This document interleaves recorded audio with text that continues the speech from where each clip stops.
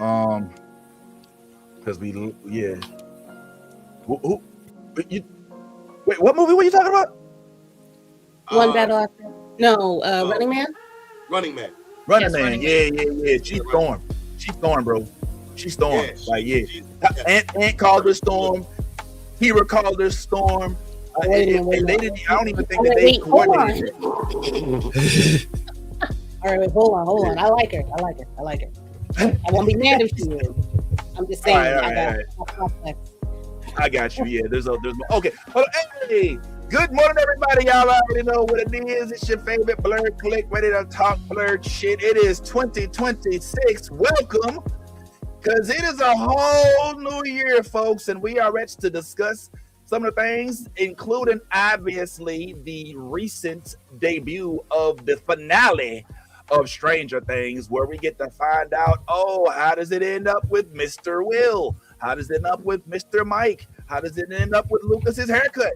All of those good things. So stick around, folks, because we have plenty of opinion, facts, and just breakdowns to get into with regard to that. Go nowhere. And also, in addition to that, today we will debut portions of our exclusive interview with none other than one of the members of the Welcome to Derry cast. Yes, I am talking to you about none other than Mrs. Amanda Christine, who we had the opportunity to get some time with not too long ago. And if you stick around, we may just share with you what it is we shared with this lovely young lady. But you got to stick around for that. For right now, let's go ahead and get back on into it. It's your favorite blur click, ready to talk blur shit. Let's start the year off right, Thugnificent. This is Thugnificent telling everybody to tune in to New Blurred Order, my nigga. The best podcast on the planet Earth, nigga.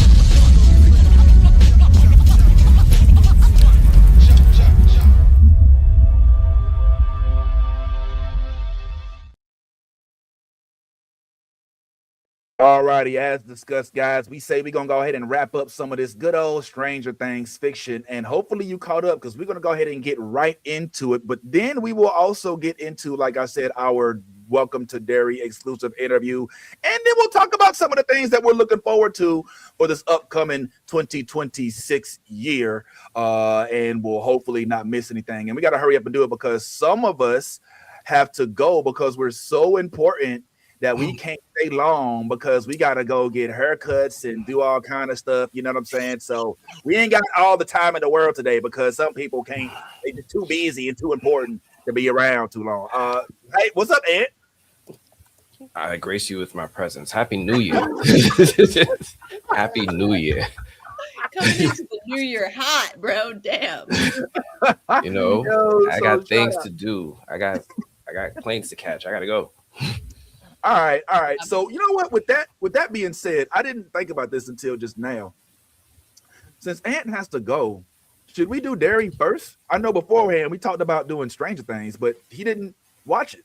So maybe it would make sense for us to do Stranger Things after Ant leaves. It could be a reason for someone to convince me to watch it, to catch up, to get there. What's at the destination? We could do Derry. I don't know if this was. I don't know. Yeah, I don't know if this one was. Or we could do Derry. I mean, try. I mean, I want to hear about it. Do you?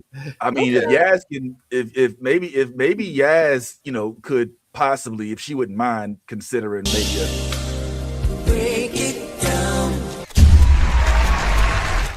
Not yet. Hold up. That's a lot. Girl, take a deep breath. Hour. What? Not yet. Hold up. I want to shout out real quick before we even get into the breakdowns for IG. Welcome. Thank God. I didn't forget today. Come on over to YouTube where the water's warm, right? It's a bad neighborhood. There's no security. This is a gated neighborhood over here in YouTube. Please come on out of the Bedford-Stuyvesant projects and pull up over here to the warm waters of Lake Mary, Florida, where every community is gated. It's still black and white. Everybody is there. And yeah, man, you don't have to worry about nothing. We living in a whole whatever. Just come on over to YouTube. When I look this way, I'm looking at the computer that has Instagram on it. So that's what I'm talking about. Pull on up. I see y'all over there. Happy New Year to you. Hola, ¿cómo estás? pull on up over here. All right. So, all right, man. I guess we can talk Stranger Things real quick and get it out the way, I suppose. It feels almost as if folks, I think I might be an outlier on this. I'm going to go ahead and take this down. And I know you didn't watch it, Ant. So I'm going to take you off the screen just for one moment here, bro. Just one moment while we get we get some sort of feedback from our counterparts here. And I just want y'all to let me know how y'all felt about Stranger Things. Thumbs up if you liked it, thumbs down if you hated it. Anywhere in between for any of those if you like. I'm gonna go ahead and take this down in 3, 2, 1. I cannot. Oh wow, there's 2 thumbs. Okay. I know, right? He's over here in rhythm. These 1 thumbs. Okay. All right. I think Nolly was saying that she thought it was ass too. So that checks, and I don't think that y'all are alone with regard to this. So yeah, let's bring Ant back in. Ty, I'm very interested to hear what you thought about it, but perhaps we should break it down before we actually get a chance to perhaps speak on how much you did or didn't like it. So without further ado, y'all, yes, would you mind if you could please break it down?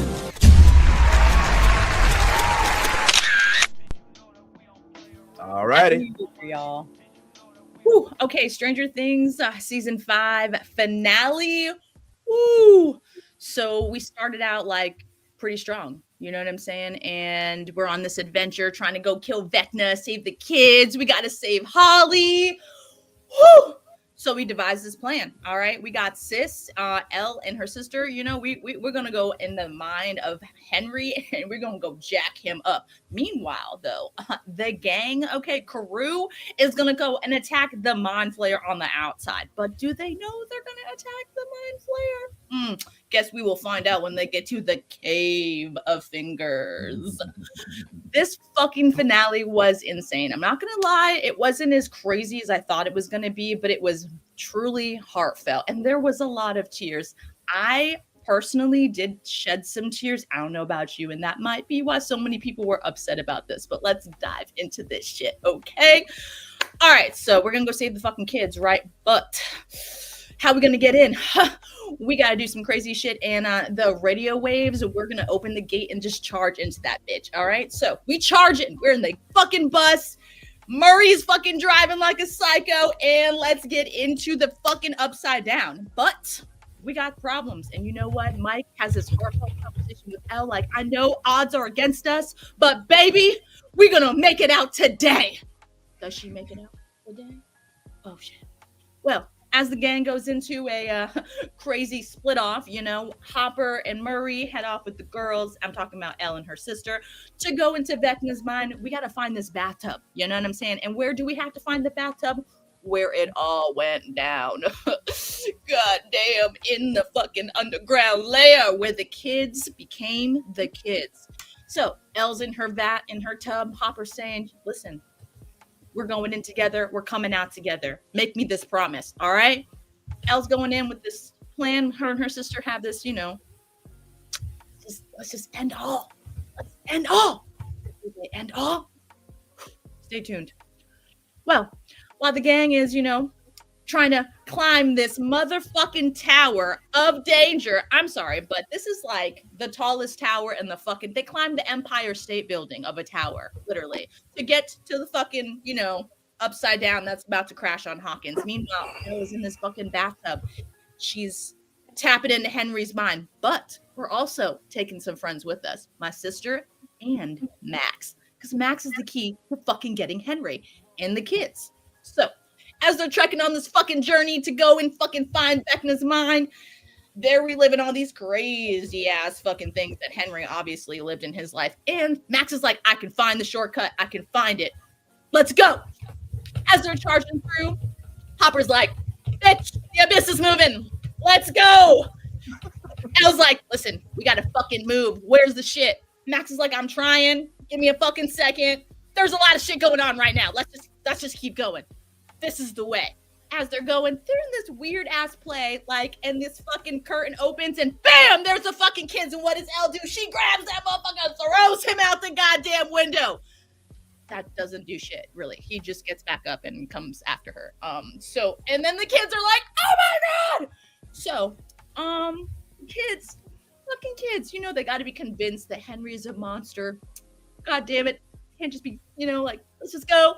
So, sister, she blinds, you know, Henry's eyesight, and they're all watching, you know, Vecna basically hold Elle like Darth Vader pull, like chokehold, and Elle's just like, I'm just gonna let him get it, but he's not. And what does Henry do? This motherfucker takes off his shirt, and his little hand comes out, and the kids are like, oh my God, it's the monster. Holly's like, bitch, I've been trying to fucking tell you before you injured me in the fucking head, okay? She incredibly forgives those children, like, instantly. Kudos to that child, because I'm not gonna lie, I would have been like, yo, fuck all of y'all. Y'all just attacked me, okay? Poor Henry. Fuck y'all. Well, what does she do? She's like, come, let's run. Let's go to the cave. Run now. Well, as Elle and her sister and Max are all trying to escape, Henry is, you know, fighting his way, and guess who surprise tags? Hey, brother. Why the fuck would you wait? I would have stabbed him and then said, hey, brother. We had the moment there, bro. I don't know how many of y'all got pissed off by this, but I personally, I was like, bitch, stab him! This is not your moment. Bro! Anyway, I digress. Okay, so stabbing the table, realizes, fuck, Henry's gone. Elle, where the fuck did he go? We have to hurry now. Fuck, he's in the real world. Let's do this. As they're charging, guess where Henry goes? Henry's like, I got y'all. You in the bathtub, bitch. I know. He's watching you. I'm gonna get your ass. Watch this. He's a fucking genius. And he's like, guess what, Papa?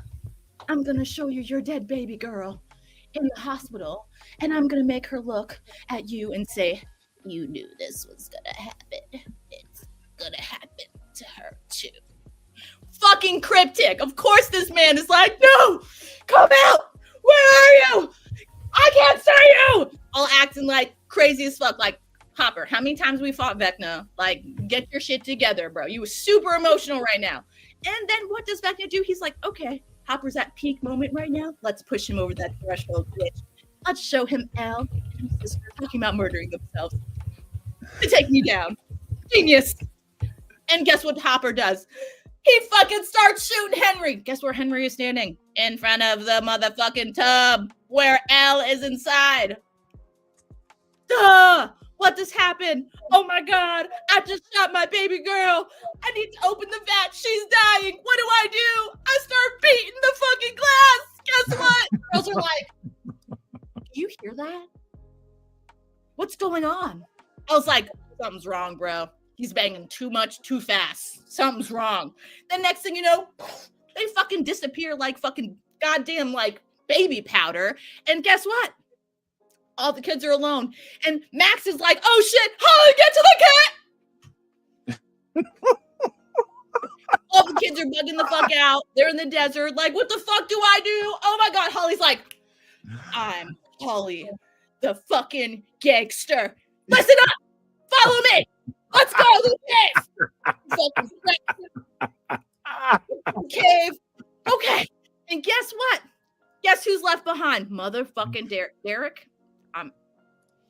This boy, I swear to God. I have had it with Derek. And then he does something that I'm like, okay, maybe Derek doesn't have to die. You know what I'm saying? Like, maybe he doesn't. But as he's I'm coming. Oh shit, he's behind me.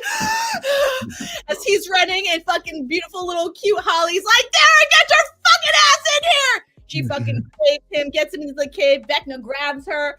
And, you know, first Derek's like, should I just watch him take her? Because, I mean, she did save me, you know, finders keepers. And he was like, oh shit, Holly knows the way out. grabs her real quick. It's like, no, I got you, Holly. No. And Holly's like, help. Yeah, he saves her from Vecna. And then guess what? He flips him off and does the bird and says, eat my, I don't know. He says, eat some, I don't know. He says, eat my something. And it was vulgar and it was beautiful. And kudos to fucking Derek. I actually liked him in that moment. But then, oh my God. Henry's like, I'm going to go into the cave. Fuck this.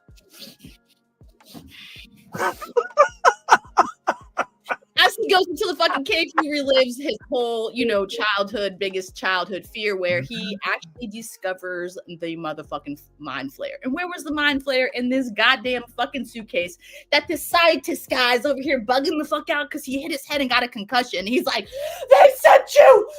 No! Fuck, they sent you! And he shoots a child in the hand in a cave. What the fuck? So then what does the kid do? He's like, calm down, you're concussed. Let me save you. And the dude's like, no. He's like, okay, fuck this. I'm gonna grab a rock and bash your fucking skull in. Bah! Bah! Bah! Fucking was like, it's me or you, dude. And guess what? Get it out. And the mind flayer, he opened the fucking box, and guess what? We fucking discovered that Henry and Vecna, they're just a vessel like poor Will was. And Will watched this whole traumatizing experience for Vecna. It was like, you were like me. They used you too. You were a vessel. And Vecna's like, no, I am it. We are Venom. And then okay, I'm like, what the fuck? Okay, obviously, we all know, like, honey. It's okay. Sit down, Henry. It's okay. But then, now, Elle's like, bro, I'm out. Because Hopper fucked up, got emotional. Hopper's like, Elle, tell me the truth. I ain't got time for your emotional shit, bro. I got to go. So, Elle's like, I can fucking hop. I'm a gangster. I've been training. He's like, you're going to fall. She's like, Daddy, sit the fuck down. I got this. Watch this shit. And all of a sudden, as Nancy and the group, they're finally making it to the fucking cave of the fingers. What fucking happens? The kids get caught. And Vecna becomes fucking this motherfucker morphs into this fucking amazing creature. I am not gonna lie, that was the coolest, scariest fucking thing I have ever seen. And then they added the face fucking opened up like the demogorgons with the teeth and shit. And what does Nancy do? She's like, I'm the bait. Run, bitches. Nancy should get a fucking award because I'm not gonna lie, she was the most gangster of all the kids. She just charged into that shit just like Elle did, but we all know Elle's a gangster. But yeah, no, Nancy was like, I'll be the bait. You guys get up on let's flank it. Let's do this. They flank it. They burn it down. Meanwhile, Elle, she's like running inside, rips a hole and fucking grabs Vecna, rips him off of the fucking mind flayer, and they just go at it, bro. And I'm talking about this fight was like, it wasn't like spectacular. It was pretty cool, but it could have been better. I give it to you guys. I understand why some people are a little like, oh, it was lackluster. No. The fight was pretty good. Like, but my whole thing was, why did it take Will so long to tap in when he was already in Vecna, and then start doing the whole like, I'm Raiden, I control the whole mind and spirit, and like just really like, yeah, like tell me his eyes didn't get like Raiden white, dog. Like, dude was, and he ended up fucking pushing Vecna into the spike, and Elle was ultimately, trying to fucking kill his ass. And then, wait a minute, that wasn't enough. We save poor little Holly. Oh my God, it's Holly. How this Wheeler children was so cute, And then guess what happens? We save all the children, and Vecna's like laying on this spike, like basically just like not making any sound. And then we save all the kids and wake them up because they're not already traumatized by this motherfucking experience that they've been through. completely that this motherfucker decides to only make noise when every single child's awake with a spike through his ass, like, Oh my God. Yo. what the fuck? And then, I'm sorry, but we're all watching him. Hopeless, just whatever the fuck, die. And who comes in like the mama cub? She's like, "You killed my baby." And she just like hacking away at fucking Vecna's neck, bro. After 20 hacks, his head finally fucking cuts off, and we're all reliving our trauma. Yo, one time, just want to rest in peace, Bob. Rest in peace, Eddie. Rest in peace, Marge. Rest in peace. What the fuck was it? Billy. Okay. Rest in peace, all Hawkins people that died. Okay. Because, Winona took it out on his goddamn neck. And guess what? We're like, we won. Everyone made it out. Hop. Psh, hop. Everyone's out. We're all good. The whole party, hop. Yes. That means L. Okay. And we make it out. And then guess what? The psycho bitch, the Terminator bitch, of course, was like, I'm going to capture my creation and make more. But Murray's like, I'm blowing this bitch up. And what did they play to blow the fucking scene down? Purple rain, purple. Yeah, that was dope. That was I'm not gonna lie, that was a good kudos. But yes, as the upside down is blowing the fuck up and we're watching this crazy catastrophe, the kids are also being detained. But wait, where's Elle? She was just right here. Even the bodyguard said she was right here. She was just right here. No.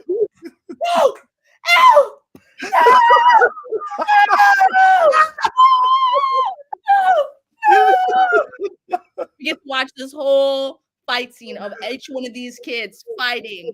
Hop is the only one not fighting. He's just in awe, like, she's doing it. She made her choice. My baby's about to go. I get to watch her go again, second time. And Elle's just standing like an OG. Mm-hmm. And then what happens? Dust. And then no more. Ella's fucking gone, bro. And I don't know why everyone was so upset, because one of the OG characters died, apparently. Possibly. Okay, like regardless if she is maybe still alive, that's speculation, because we don't fucking know. True. So everyone who's crying about, oh no, one died, no, I would say most important died. The one who basically carried the whole, and like she was the glue for the group. I'm not gonna lie, because they would have, you know what I'm saying, in their high school days. No, they would have. No, Elle was the damn glue for the group. And guess what? She gone. And guess what? She left behind a very heartbroken boyfriend who now, it's 18 months later, everyone's gone on with their life. Robin's hair grew out. She's looking like a little goddess here in her little mermaid sweater shirt thing that they have her in her overalls. And she's rocking Robin one last time on the radio. Everybody, Hawkins, things have changed, but I don't know if it's things. Maybe it may be my friends. It may be us, and I'm okay with that, because I still have them. But you guys, keep it real. This is Rockin' Robin out. And guess what? It's the graduation of 89! Go graduates! And guess who's graduating? Fucking kids! The group! And guess who is the valedictorian of the group? Oh my God, this whole picture scene with his mom was fucking adorable. He will always be so cute. I swear to God, doesn't matter how old he gets. But yes, after, a very crazy year and a half, everyone's getting back to norm. The town's back to people going to the movies. No kids have gone missing. Holy shit, it's been almost 2 years and no kids have gone missing. This is crazy for Hawkins. And guess what? Poor Mike is still sitting on that bench looking at the memorial in the library where Al just ended it all. And then we had this heartfelt rooftop moment with Robin and the gang. And I'm talking about the older kids, Steve. It was so cute. We're gonna get together once a month, because friends. Goonies never say die. Yo, Season 5, Stranger Things wrapped up. yo, come on, man. Come on, Yazzie. Yo, that's what it is. That's what it is. All right. I think she wrapped it up pretty much the best way in a few minutes possible. If there's any significant moments that she forgot or left out that you want to highlight, let me know. But I'm particularly interested because Ty put emphatically 2 thumbs way down. And I'm interested in your take on this, homeboy. Like, what exactly was it that deterred you, if you wouldn't mind? And then if we could get Lady Mandalore's spill as well, then I'll bring mine to the forefront toward the latter half. That's cool. Well, first of all, if you go by Yaz's breakdown, you're going to be disappointed because she gave it way more energy than the movie deserved. I was listening to the breakdown like, damn, that movie sounds good. Like, she was really good. I was like, what? The rent was due. The rent was due, baby. Yes. Listen, this was missed opportunity after missed opportunity after missed opportunity. There's a problem, right? When you have a series and you decide at some point we're gonna hold off on the finale. We're gonna play it specifically on a day when everybody's home and has nothing to do but chill and watch our movie. And then you don't deliver. There's a problem there. You set the bar way up and you didn't go with the bar. You just chilled at the bottom and was like, y'all go up and I'm gonna make a fool out of all of y'all. And that's kind of what it was. Wow. There were opportunities in this movie to make this series, to make this finale epic. They dropped the ball. You had 2 powered people in this season. 3 power people. Oh yeah, because Will finally finds out that he can use some of the power that was given to him. But it's always crazy when you see the student overachieve and defeat the master. And it happens usually with a lot of practice. It doesn't usually just come. You're just like one day, oh, I feel like I can do it today, and then all of a sudden, everything. You know what I mean? Like there's this lesson that goes along with a master and a student. You know what I'm saying? And if the master's not teaching the student, then the student just stays at one level. You never go just all of a sudden wake up one day and your powers are realized and you're like, oh, I'm the most powerful being. It doesn't really usually work that way. So that kind of was another a ball dropper for me. If said individuals such as Will and 11 always had this capability to defeat Vecna, why did we have to wait 5 seasons for that? Like if that was the case, so there was everything that I was looking forward to, which was at least kill some of these remaining characters. With the stakes being so high, and the only person nobody died. I'm just going to say it. Nobody died because we don't even know if Kali died, or is that her name, Kali? Mm-hmm. Yeah. Kali? She did die. No.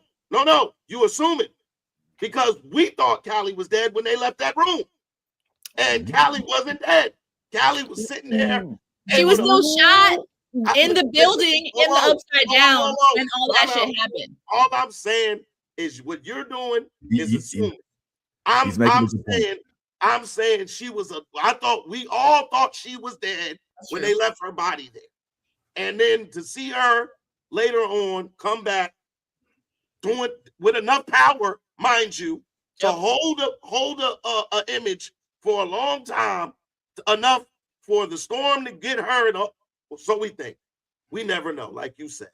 I just think that when you set the bar so very high by doing something out of the ordinary, and then you don't reach that bar, there is going to be a lot of disappointments. We had the same thing go on with the Peacemaker finale.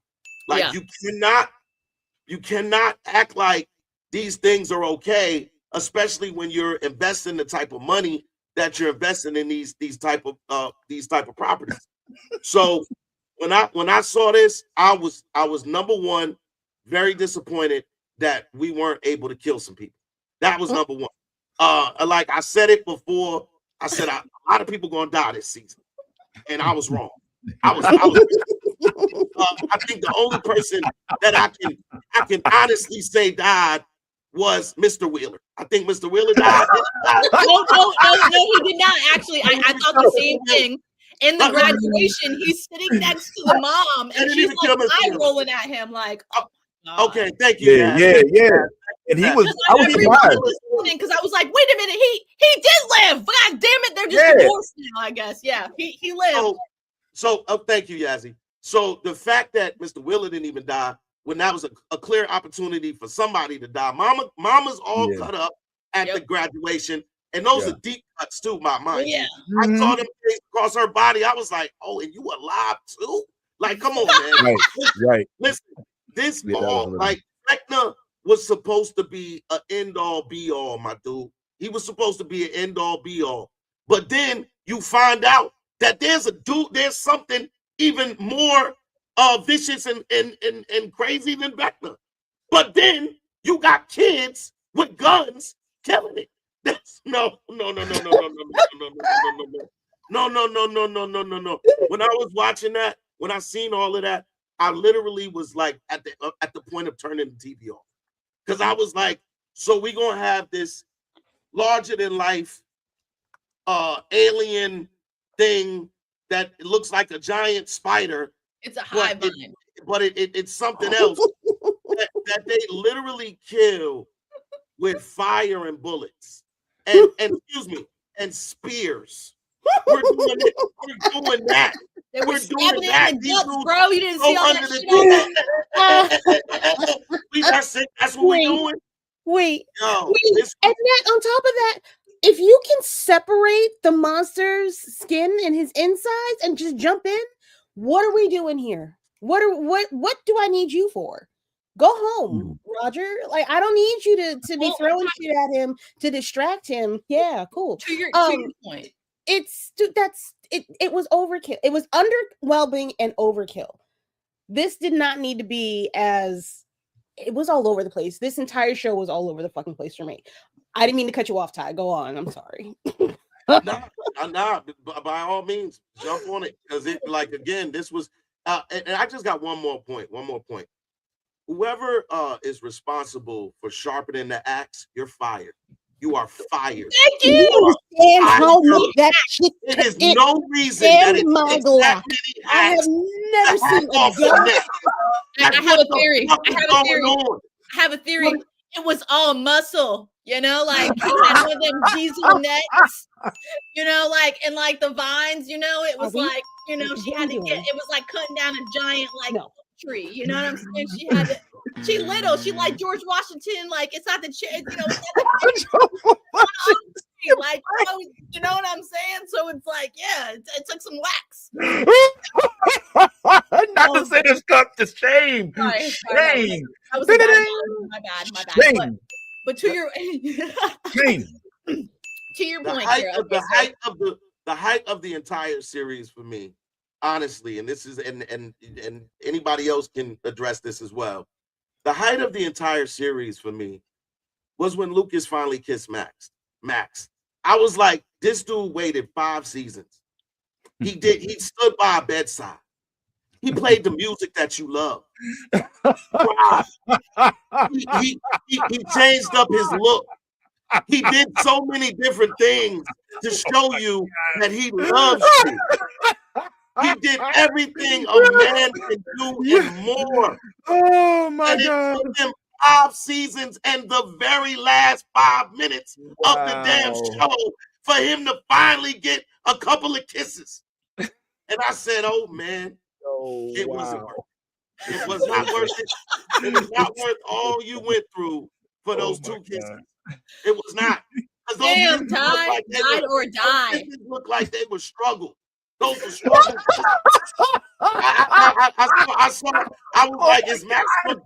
Is this gonna be? Because look, if you done sat by my bedside, if you done played my favorite song, if you done did all the things that this young man has done, he definitely, most certainly, deserves a little bit of a tongue. I ain't gonna lie. And look, I don't want to hear that shit about these are kids. These are no longer kids. These are teenagers graduating from high school. This is a fucking This is porno. what they are. It's a family show. Hey, look. Again, when you sit by their bedside, when you play the music to bring them back to life, when you change up your look, when you hold your hand when no one's there to hold your hand, when you do what it needs to be done when nobody else is there, when you go there when no one else is there, you deserve a little love. You don't deserve 5 minutes with a struggle kiss. You don't deserve for somebody to act like they don't want to kiss you. You don't know. You hear me?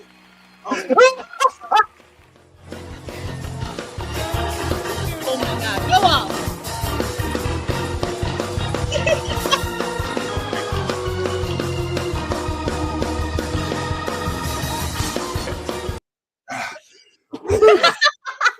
Come on, man. You preaching right now, man. Yo, I hope to seal some more in there, Pastor. Come on, man. Come on with it. Lord. All I'm saying is, Oh, I He's had a spent. bad He's spent. I'm just saying, try Jesus. Put the coat on him. Put the coat on him. Somebody put a coat around him. Put a coat around him. He's Not- spent. He go put the coat Do around him. not let, He's spent. do not let Oh. anybody convince you that this series finale was worth a day. Because Oh wow. it is. I'm telling Okay. you, I can't lie for him. I can't lie for him. I can't. Damn. This I had to listen, man. This was on Christmas Day, y'all. Ah, New Year's Eve. This was on supposed to be a joyous occasion where we've celebrating with family and friends, and we ate some good food earlier that day, opened some presents. You're in a good mood. You're in a good motion. And for somebody to come through and ruin your day like that, I think we should boycott any future endeavors that involve Stranger Things, because the strange thing is this show wasn't what we thought it was. But it ended up being the nightmare on Christmas.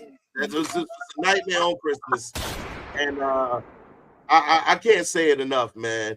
2 thumbs down. It just didn't give. It wasn't giving what it needed to give. They missed the opportunity to have powered individuals, and I mean all powered individuals. Don't kill Callie just because she just pulled up like she was just the one that could die. Y'all done had all of these people on this show trying to do this stuff. I was honestly, and people gonna hate me for this. Kill Will. Will. I'm not gonna, I'm with you. I'm with you. I'll tell you why. It is not for what you think. It is not for what you think. I do not hate Will. But what I'm saying is Will was the one that started all of this shit. Correct. It should have ended with Will. And see, as a director, you know how hurt it's like when we lost my man Glenn on Walking Dead. People was in the streets crying. They was out here revolting. They was saying how Glenn, you killed Glenn. You shouldn't have did that. People would have been tripping about the same thing. You killed Will, but you took that moment from us. You took the moment for us. No, because you gave us 5 seasons to get to know these characters and to fall in love with these characters. You gave a whole episode of tears for Will when Will finally opened up about something we all already knew. But it was the moment. It was the moment. And so you give us that moment, you absolutely kill him after that. Because that was the moment. You give us that to remember him. But you don't do that. You scared to get rid of any of the characters was crazy when you've killed off major characters in every season except this one. Because again, we don't know if Elle is dead. Because they did show a version of her in where the 3 waterfalls is and all of that. So we don't know. It could have been his imagination, or maybe not. We don't know. So again, you take away these things of loss. So we can't really feel it like you would feel say a Game of Thrones when you kill Daenerys. When you know what I'm saying? It's like, oh shit, they killed the mother of dragons. They don't. They don't. Like that's how you're supposed to be. But the fact that we couldn't do that, yeah, they dropped the ball on this one, man. Anybody else take over, man? Go ahead. I have several notes. Not the notes. Yo, pull on up there. Come on. Let's go, lady. First of all, I would like to say I'm glad all of these children got checks. That is what saved it from being a full this to this. Pay the babies. I'm glad they still in business. I hope they can figure out a way to pivot from this shit because it is going to be rough. I'm not gonna hold you. I'm not looking for you to be. I'm not looking for nobody else to be nothing but whatever these kids fucking was in this show. I also would like to tack on to what Ty said. This was not the highlight for me, but I do have a note. I think they were trying to perpetuate that the gingers are black people narrative because why did Lucas have to kiss her? Wait, what? Oh, you haven't heard. I see where you going. I see it. I saw that too. I peeped that too, yo. I peeped that too. There's a little. I guess it was on TikTok. Saying that the gingers are black people. It's not true. I'm not gonna hold you. It's not. I promise you that credit score is gonna be a little bit different when we go to the bank. It's not gonna match up. So that felt super weird, especially like you couldn't find nobody else in this town, Lucas. Your sister couldn't like vouch for you with nobody else in the whole town. It's the girl that's laying in a coma for 2 years. That's weird, bro. It's a little weird. I get it. He was in love with her before the coma. You know, like that was, he was waiting. No. Y'all don't have that, that first love. Lucas, listen. Yes. That kiss at that end was everything. Yes. Lovey. He wanted the one that he didn't have to talk to. He didn't want to hear from her. He was happy to just have her laid up in that bed listening to that same song. God damn. I will say his commitment, his level of commitment is commendable because if I have to hear that fucking Running Up the Hill song one more goddamn time, everybody, it's up for everybody. I hate that fucking song. I don't give a shit what it means for him. You made me hate this song and I ain't never heard that shit until this show. I hate this song. Kate Bush, I love you. I'm glad you got your check too, baby girl. But shut the fuck up with that shit. Okay, run, sit down when you get to the top of that goddamn wall and rest. Sit on the hill, please. Overall, this season dragged. We did not need 5 seasons. I feel like we honestly could have done with 3. We did not need a full 5.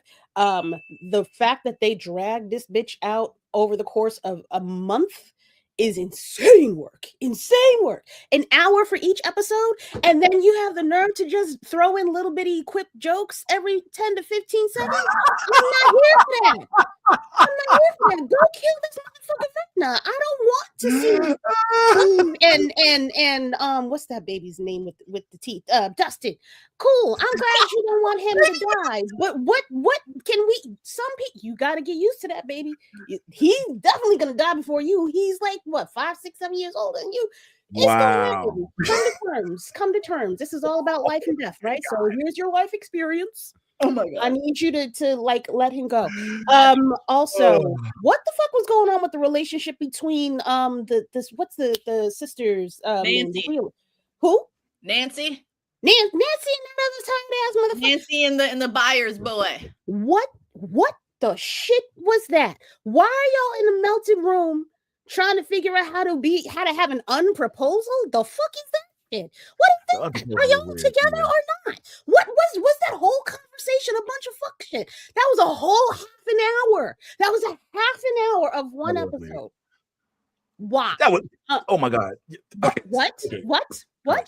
What? Oh, yeah. Well, yes, that Harrick, correct. Didn't need that. Y'all was broke up for like 3 fucking seasons. Stay broke the fuck up. Y'all was not together during this season.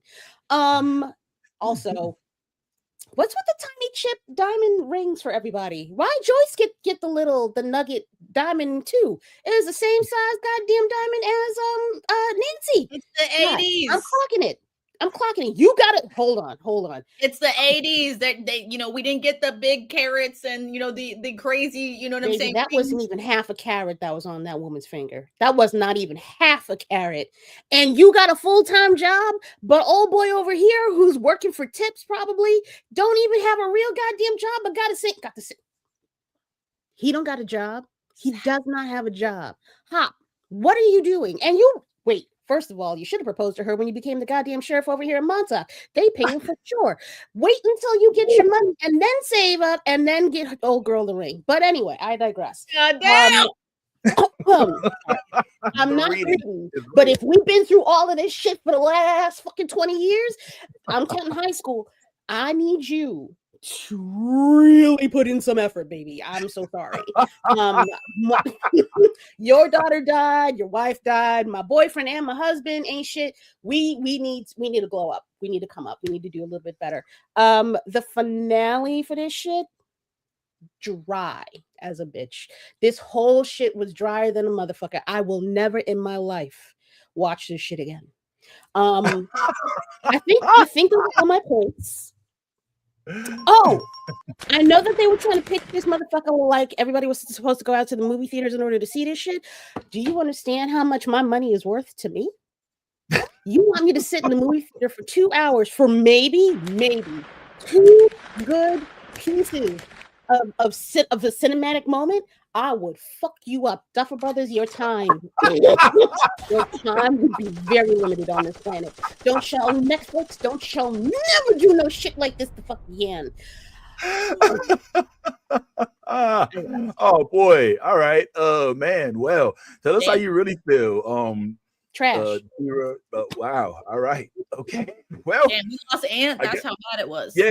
I think we've definitely sold it to Ant so much that he's like, "Fuck it, I'm out." He's like, I'll just be back next week.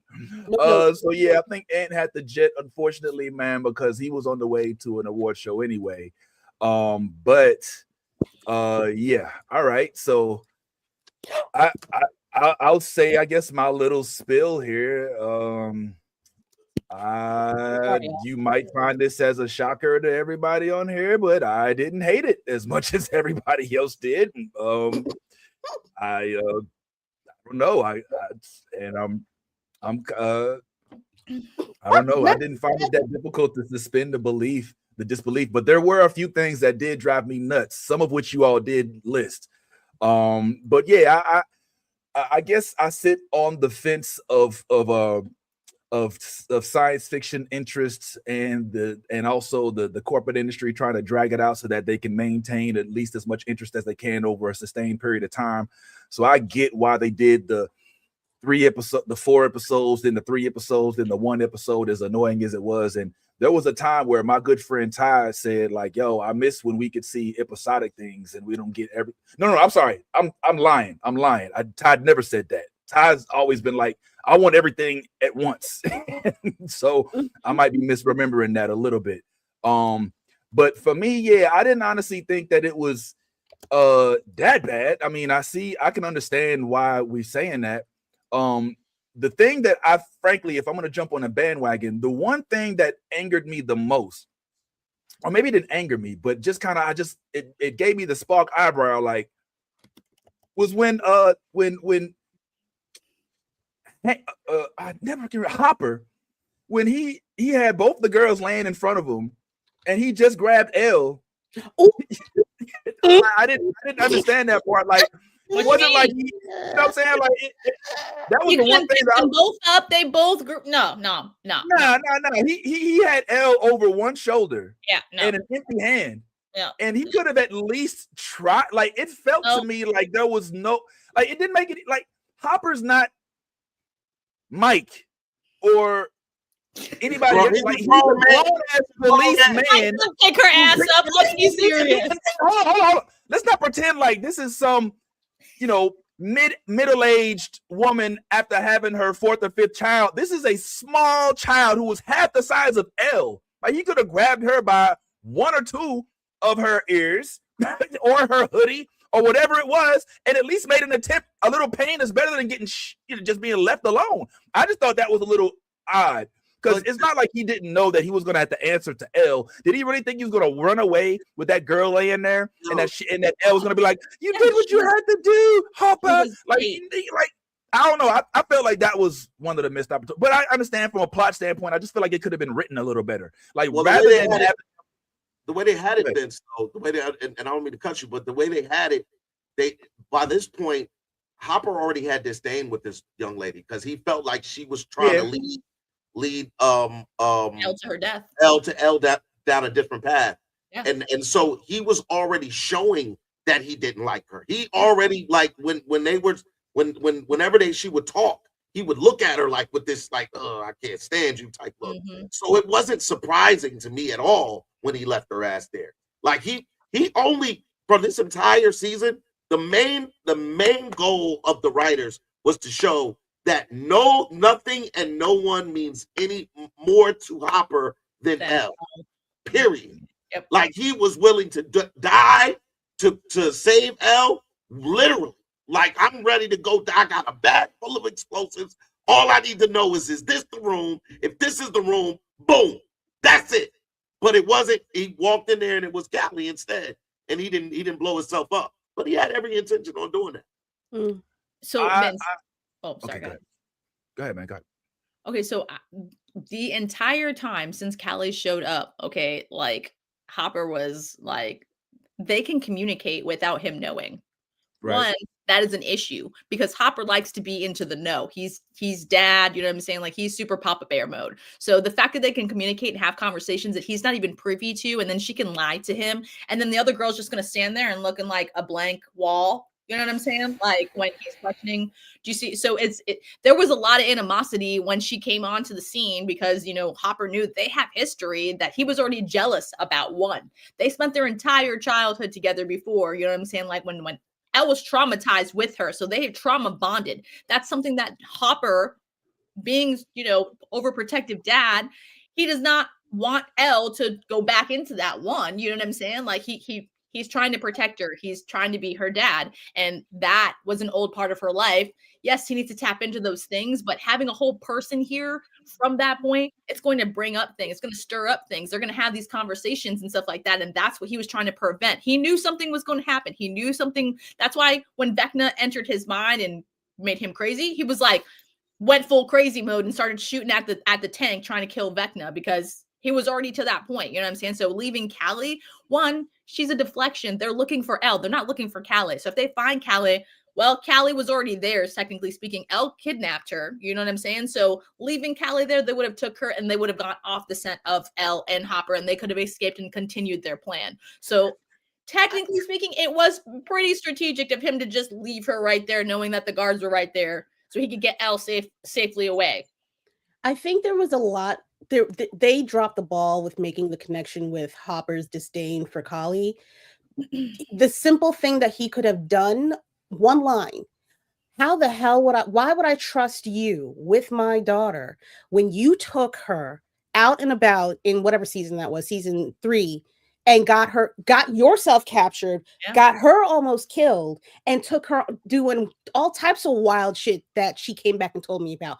On what planet would I trust you? You have done nothing to gain my trust.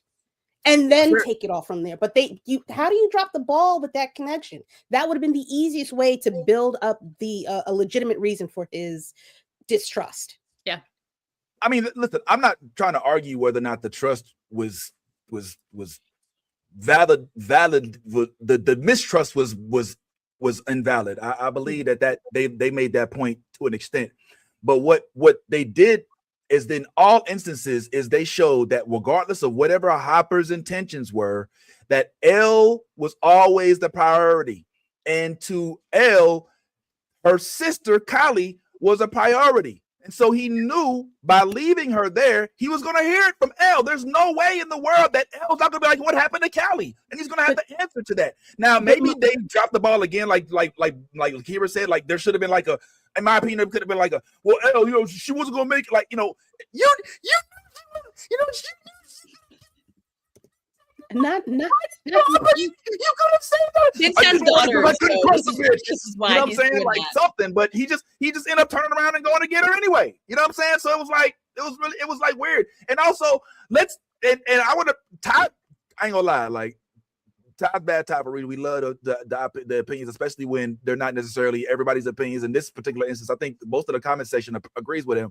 But the one thing that you did bring to light is the fact that we assumed Callie's dead. And up until you said that, I had accepted her death. And then you brought a very, very well articulated theory that we don't know that Callie's dead. We thought she was dead, and then we learned she stayed alive for a little bit more. And this isn't just regular random chick. This is chick with superpowers. So the same way she can make somebody turn invisible, or she can move an item across the room, can she not keep her blood from spilling too much?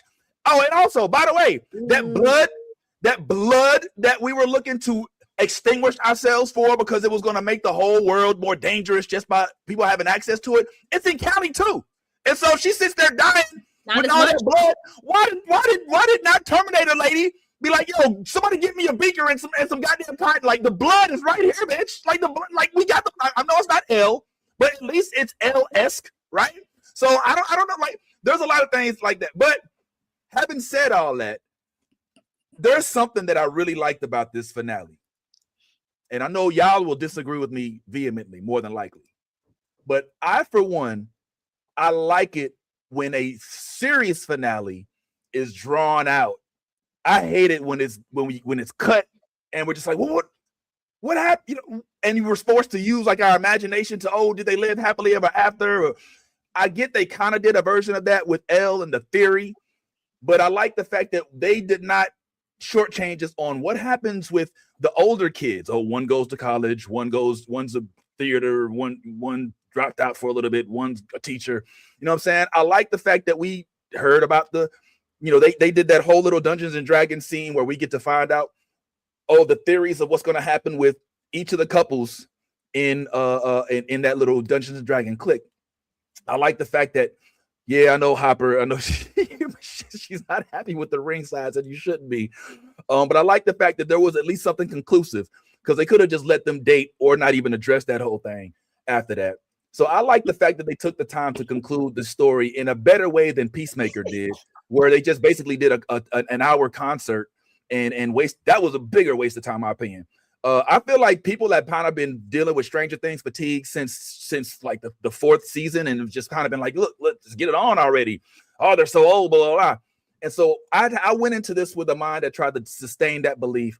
I watched it with my 15-year-old daughter, right? Who, when this first was debuting, was I think about 4 or 5, right? And I was telling her, I was like, yo, I know this isn't sci-fi, so to speak. It's not even necessarily fantasy. It's kind of borderline horror sci-fi. But it's kind of not, and somebody argued with me in the household, was like, what the fuck are you talking about? But I was like, it's kind of like their Star Wars a little bit. All right, now I know it's not Star Wars. I know, nowhere near it. But hold on, from our perspective, right? This is a phenomenon that's been introduced to a generation that didn't necessarily have this type of long-standing production, where they get the sequels and they get the characters that when they're around our age, or my age, I should say, particularly, like they're gonna look back at Stranger Things like, yo, remember Stranger Things? And by then there will be like prequels and sequels, and it's kind of a generational phenomenon. And so I tried to look at it through that. Now, LB, I do have an argument about sharpen the axe. I like the fact that I like that they took so many hacks at Vecna's head. I liked it that. I didn't like. I think it would have been my only thing. This is what I had pictured in my head. Vecna's on the goddamn peak, whatever the fuck it is, right? Spike. It's on an incline. Why didn't Mom come up and do the golf fucking swing? Oh. that I would have been standing on my fucking feet, clapping. That's what she would have done. But she took a hack for everybody in that little clique, for everybody in the, like, they could have, like, I'm so glad that they did that instead of, oh, well, Henry, it wasn't really his fault. He was under control by us. Please, he has a chance. Because at some point in time, it wasn't. Yo, at some point in time, I was like, yo, they better not do this goddamn good, like, dark versus evil bullshit. They better not, I know the good's in you, Vecna. You know what I'm saying? Bullshit. I was like, they better not try this whole Luke Darth Vader bullshit, bro, because I'm not trying to see that. And when Vecna was like, nah, I'm the villain, I was like, all right. I was like, yeah, all right. He's like, nah, you think he controlled me? I chose this shit. I was like, yes, I like that. Own up to that shit, dude. Fuck that. You know what I mean? And so there was some elements of it that I thought were, and we're going to argue about this. All right. We're going to argue about this, but I'm going to say it anyway. The Mind Flayer thing, I just think that it was a little different from the same Mind Flayer we saw at the very beginning, right? This is the Mind Flayer, like, on steroids, with the combination of all of the newly acquired Vecna powers that he has, that makes it kind of a little bit more of an issue. How he gets killed by a slingshot and some spears that can be used. It's like these kids were the Ewoks, like literally going up against the Empire, and that was a little unsettling. But I was attributing the actual neutralization of that being to the fight between Vecna and El having an impact, because it was a symbiotic relationship between Vecna and the Mind Flayer. So if you, like it said, if you hurt Vecna, then you hurt the Mind Flayer, and vice versa. So Vecna was in there getting his ass beat, which was also contributing to the Super Mind Flayer having been destabilized a little bit. He's not convinced. Nah, of course not. Yeah, obviously not. You know what I'm saying? Nah, he came up. Look, he's in his fighting clothes. What are you talking about? Like he's going to get in the ring. You know what I'm saying? So I'll just say this. Like, I did give my thumbs up because I did enjoy the experience. I watched it, and there were parts as usual that I was like, yeah, they could have did that better. And that was dumb. What the fuck? Like, what? And I frankly didn't like, what's old girl from Terminator? Linda Hamilton, is that her name? Like, for some reason, like, it felt like she stopped acting like after Terminator. I don't know. Is it just me? Like, it felt like she didn't, like, her acting was very subpar. And I was like, but you have literally the most experience of everybody on set. and it looks that way too. But every time she came on, I was like, oh, it's amateur hour. But anyway, no disrespect, Linda Hamilton. Don't come for me. I heard you crazy. So yeah. Overall, I'm sticking with my. I would say I probably give it. I know y'all are probably giving it a sub 5, a sub medium type of grade, but on a scale of 1 to 10 for the finale only, not the whole series, I'm probably in the 6-7 range. Maybe at the most 8, but we're probably in the 6-7. I'm not giving it like a 2 or 3, like I assume some of y'all probably would. Can I just say this, because I want to be very clear on something, right? Like, I don't mind also stretching out a series in terms of, kind of wrapping everything up the right way.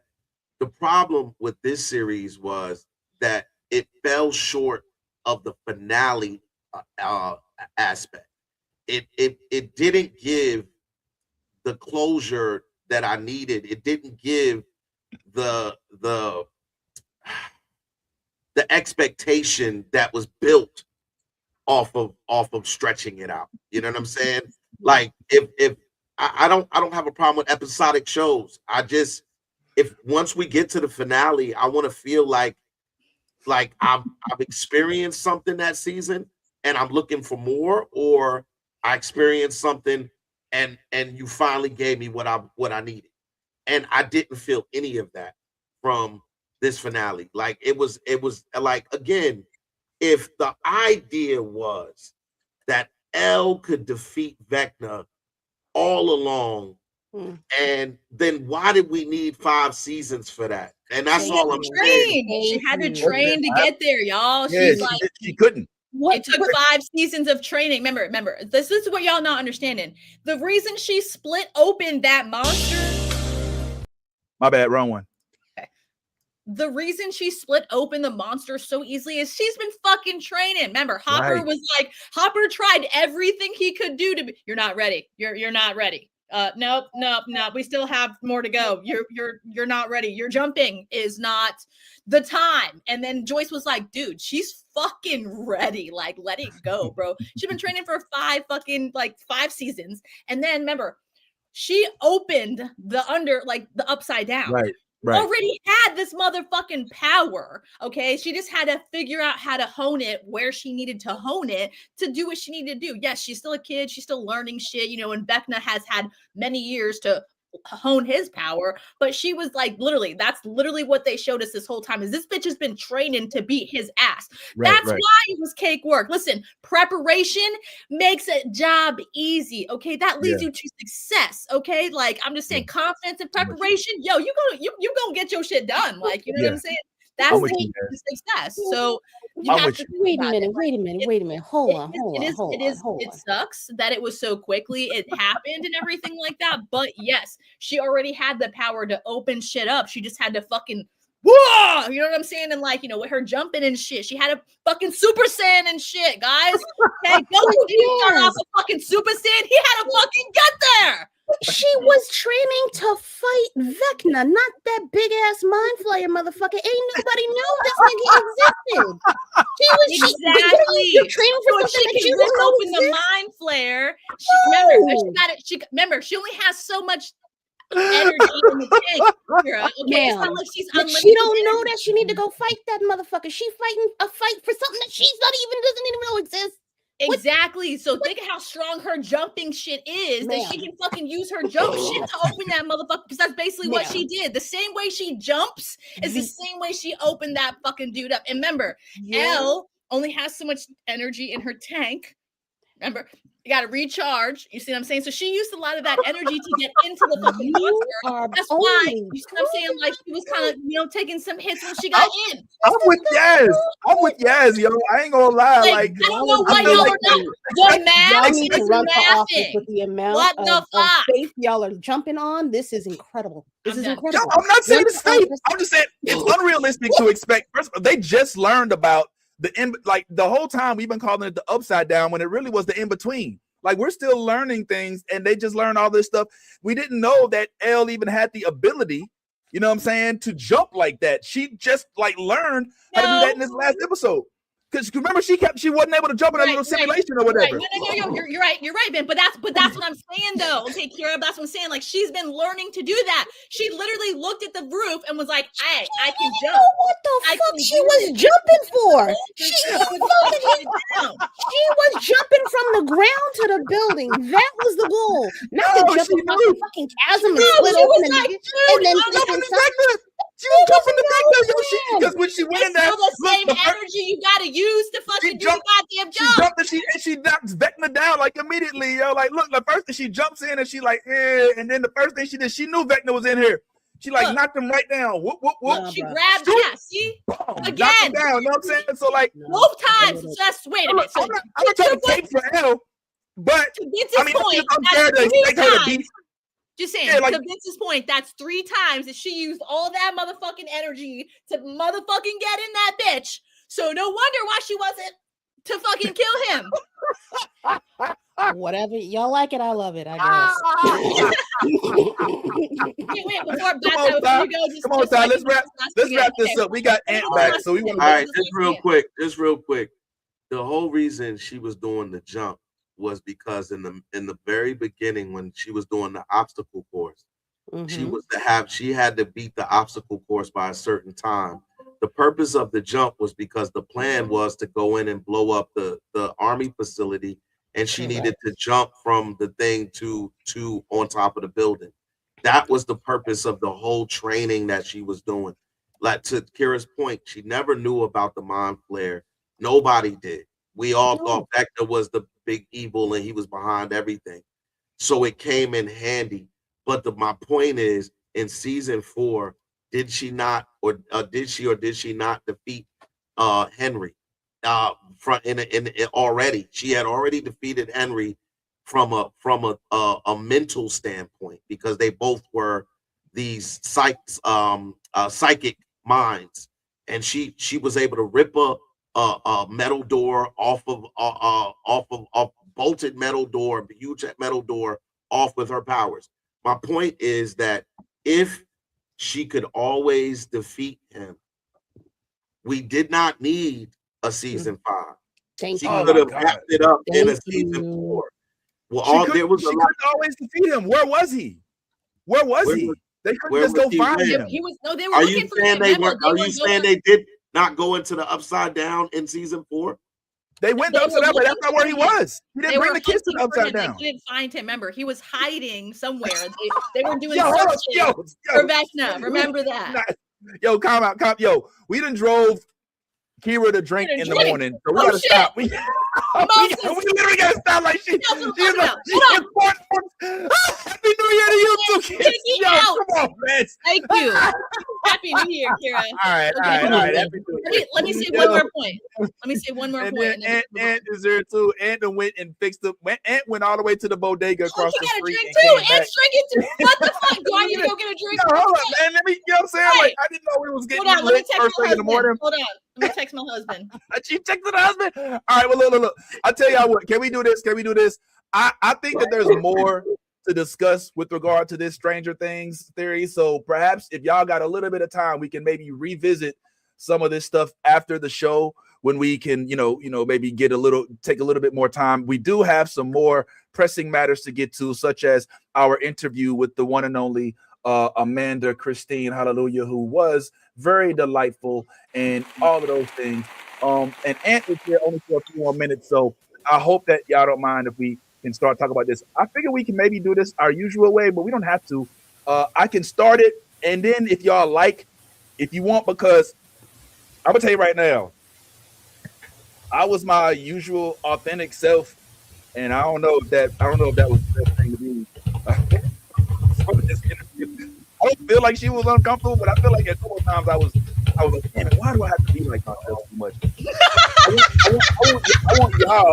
I want y'all to just chime in and just tell me how y'all feel. Before we start, Ant, what is your thoughts about this, about us bringing Amanda to Christine, and maybe how everything came about or whatever, you know what I mean? Amanda Christine, I think for everybody who's been watching that show, stood out with her performance compared to the people that she was acting next to. I felt like she was giving such a really strong performance, not just when she was being birthed, but anytime she asked about her daddy. Like every time she said that, I felt that. Like, oh shit. Like, but I reached out to her agent. She put the contact information, fairly easy to find. And she offered us 2 days to speak to her, right? Like, I think one day we just couldn't make it work. And then she was like, all right, let's do it on this day. And we didn't know just how important that day was. Like, for her to not only give us some of her time, but to give her time when she was about to go celebrate her birthday. The eve of her birthday. Ooh, that was special. So I was very, very, very excited to speak to her. And I was very excited to speak with my whole favorite blurred clique. Yeah, man. We had a good old time. Unfortunately, we couldn't arrange it for the Saturday, which means we have to arrange scheduling with everybody, and so everybody wasn't available. The few of us that were, we did attend, and I have to say, like Ant says, she was overwhelmingly pleasant and delightful, of course, which we've come to expect from a lot of the folks that we get a chance to interview, with the exception of maybe a few people that, you know, we may not be as close with. But yeah, I'll go ahead and just play it, and then why don't we do this? At any point in time, I'm gonna leave the audio on. If anybody want to stop just to see if there's any additional information from this interview that we want to maybe explore, then by all means chime on in. But for right now, I figured let's go ahead and get to it. Ladies and gentlemen, the interview with none other than the one and only Miss Amanda Christine. Here we go.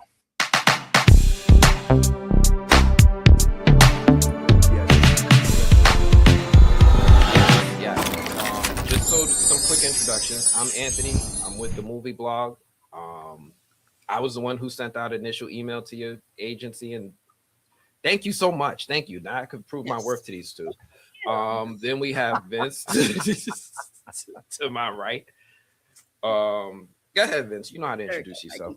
Hi, my name is Vince, and I'm the one that thought about telling Anthony to hit you up, so I deserve some credit too. Hey, thank you guys so much for having me, all of you guys. Nah, thank you, man. Thank you. Yazzie? You've been my favorite character, and I've not like been shy about that at all this entire series. So I just want to throw that out there. So thank you. And her name is Yasmin. Yeah. That was her introduction. Okay.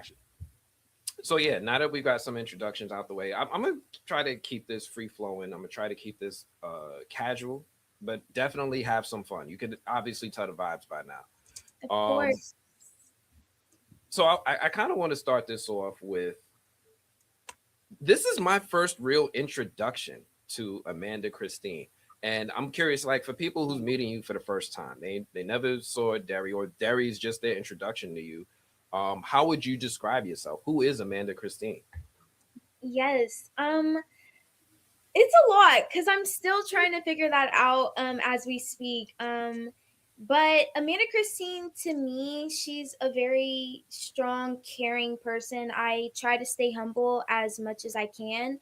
Humbleness is my first thing, and loyalty as well. So definitely, I want people to know that, you know, even though you see me on the big screen, or you see me on the screen and your television, and you think you're a fan of me and whatnot, I'm just like you guys, and we're equals. And I just want people to know that, you know, we all go through things as, you know, individuals and as humans, and life's not perfect. My life isn't perfect. I don't have the world, you know, people think I do. And, you know, actors have all these luxuries, and singers have all these luxuries and all these things, but we're just like normal humans as well. That's cool. If it's cool, all right. Well, listen, I ain't gonna lie. It might be a little age gap between us. You know what I'm saying? You know, you played a child in Derry, but I think that makes for an interesting acting experience, right? Like, you're thrust into the world of a bunch of adults that are, you know, and you got to do adult stuff, say adult things, be around adult scenes. But in that same spirit, you still are, you know, growing up, and you have time between scenes to teach some of your co-workers how to do some TikTok dances. So I want to find out from you, who does the best TikTok dance on set? Because I saw you teaching some of those co-stars of yours, and some of them got the moves, and some of their rhythm is lacking. So I want you to put them on blast right now. Who got the best moves on TikTok? And who may need improvement, if you know what I'm saying? You know what I mean?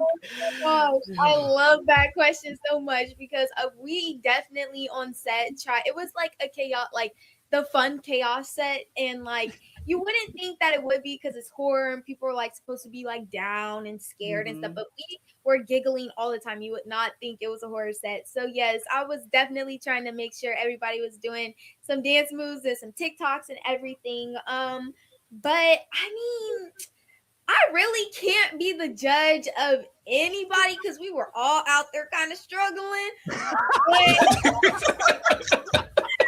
Humble. She's humble. I can say that, like, me, Uncle Chris, and Arian, we really did our thing because, like, we were the main ones, like, really out there, like, you know, posting TikToks and really doing stuff like that. And also Tilly too. She's got some moves in there too. I'll give it to Tilly. Tilly's got some moves. So yeah, we be having fun. We be having fun though. Wow, I didn't see that one coming. I love that. Yazzie? So being that you're just so young and you started at such a young age, 7 years old, I believe I read that you started acting, which is amazing, and credit to yourself. What is some things that you now in 2025 would say to young Amanda when she first started out? Yes. Okay. So actually, I started acting when I was 3 years old, which is kind of crazy. I was little. And my first ever thing, I think I was 5 because I got discovered by my agency when I was 4, and I was signed across the board. And then when I was 5, I did like a Cabbage Patch commercial, and then it kind of took off from there. But after that, I would probably say to younger Amanda, just keep going. You know, I think there were some times and low points within my acting career where, you know, I did get discouraged, or I was like, you know, I'm not booking anything, or, you know, maybe I don't look like this, or I'm not pretty enough, or whatever the case may be. So definitely, you know, always be confident in yourself and keep going. That is my biggest thing to say to younger Amanda. I love that. Okay. Yes. Thank Here you. you go again. Vince, Yeah. I'm addicted to the graphics. Thank Well, you. yeah. Can you stop it? You over there. There you go. I'm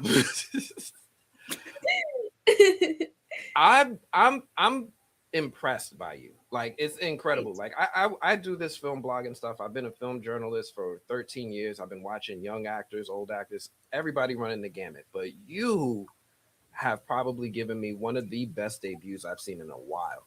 And I it's not just me, right? Because a lot of fans online were saying that you're one of the standout performances. for sure.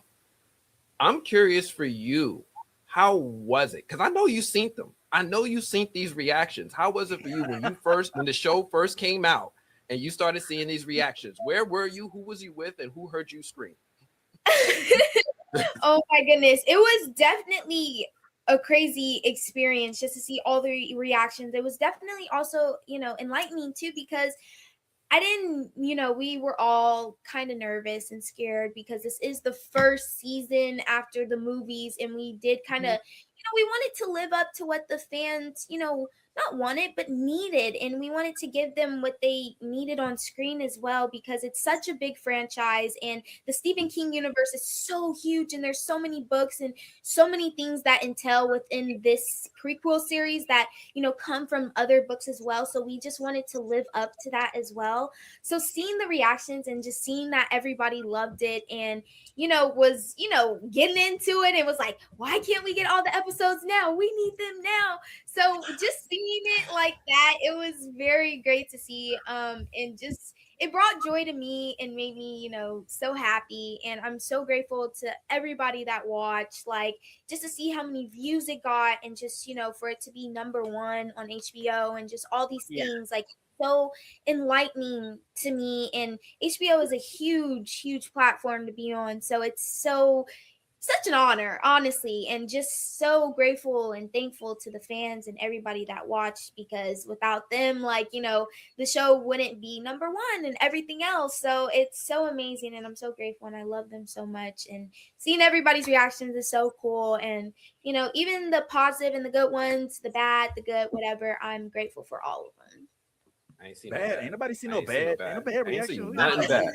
What? Mm-mm. Nothing bad about Ronnie. That's unheard of. No. Thank you.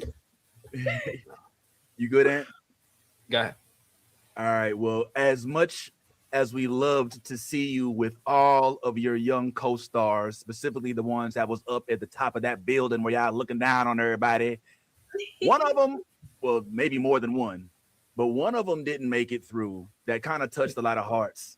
And I'm speaking specifically of your boy, who evidently was good at the TikToks too, Arian. But Richie, unfortunately, as we saw, spoilers, didn't go through. But he seemed, I mean, oftentimes actors are actors and are different when the camera's off. Talk to us about how Arian was off camera. Like, is he as cool as his character depicts, or is there something we need to know? Oh my God. There is nothing you need to know. Like, literally, Julian is my little buddy. I'm just going to say that right now. Like, I love him so much. He is amazing. And he is his character. Like, literally, I will say the producers, Mr. Andy, Miss Barbara, everybody did such a great job, you know, and we're so honored. I'm sure the other cast as well is honored that we were placed to be in these roles, because they are us. Like, we can relate to them in so many different ways. So Arian is literally rich, and I love him. Like, I told him for my 21st birthday, because my birthday is tomorrow for my 17th. I told him my 21st birthday, you will be there. Oh, yes. I said, you will be there, and he will be my turn up person, because as y'all saw in the TikToks, he is literally like my hype man. He's literally the star of the show. I love that.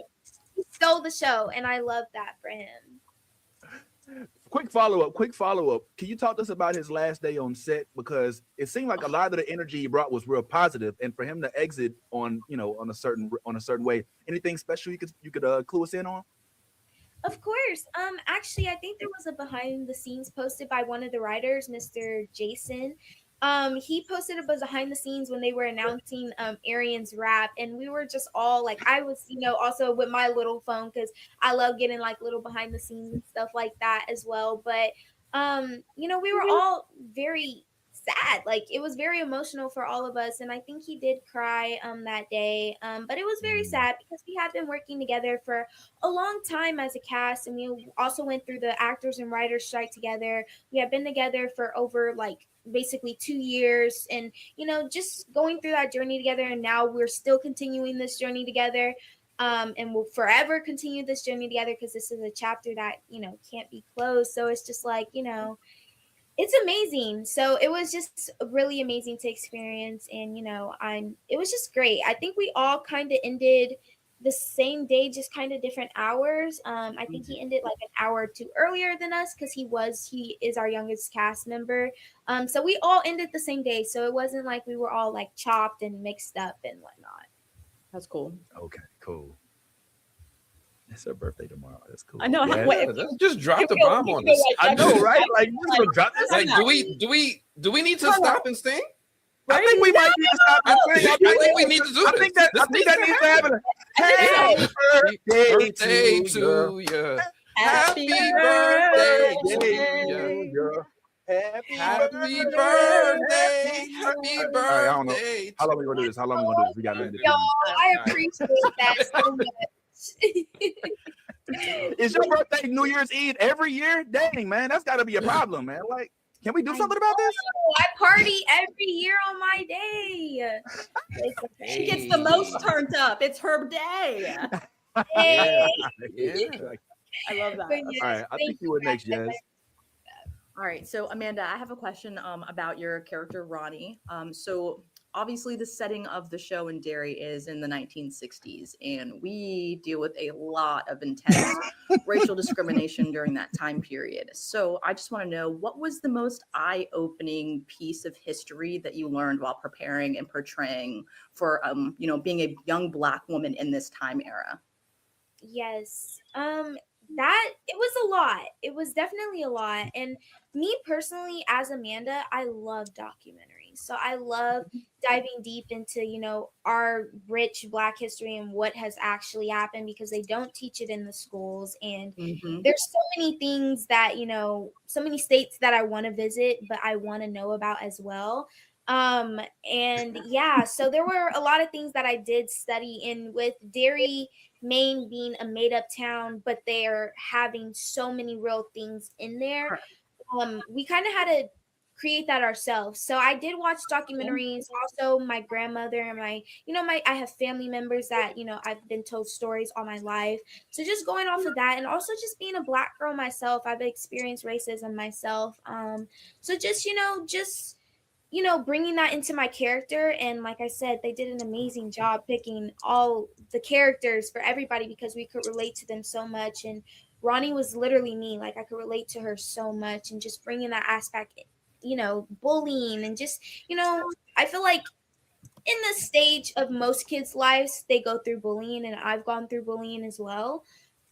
So just bringing that into there with the stuff that happens at the school with Ronnie and that racial aspect, and the police with her dad and Shawshank, and him getting falsely accused, that's tough, and her just trying to fight and be so determined. So there were a lot of things that I had to bring into that. But yes, it was a lot of studying, but I was so grateful for that because it was a lot of things that I learned, and it was fun to learn about too. That's awesome. Can I do my quick follow-up real quick, guys? Okay, so really quickly, so you said, you're very much Ronnie, and I can see that you are a very poised young lady who does not swear and is very, like your posture is incredible right now. Like I can, for 17, like, can we just talk about how straight she is? Like, oh my gosh. So I just want to know, how was it being able to, not only Ronnie had a lot of cursing scenes, and the way that she portrayed the feelings behind them, you felt them. Like I'm not gonna lie, some of my favorite moments was Ronnie cussing. Like I was like, get him, Ronnie. I'm not gonna lie to you there. Like I was like, that's my girl. So how does that, you know what I'm saying, translate? Because you said that you guys you're very much your character, and I'm going to acting school. I'm becoming an actor myself. I've just, I love it. Yeah, I love it. It's you're right. It's being your truest self is the easiest way to portray a character, and I'm learning that. So I just want to know, like, from the young lady I see right now, how do we get Ronnie and that young lady? Oh my goodness. Well, I feel like we all have that second person in us, like that just, girl. So yeah. Yes, so definitely I had to bring a little bit of Amanda out in, because I am from Cali. I am from LA. So just kind of being around that. I mean, I was born in Virginia, but I was raised in LA, and just, kind of being around that. And, my family is Black. So just, it's kind of in our household in a way. I'm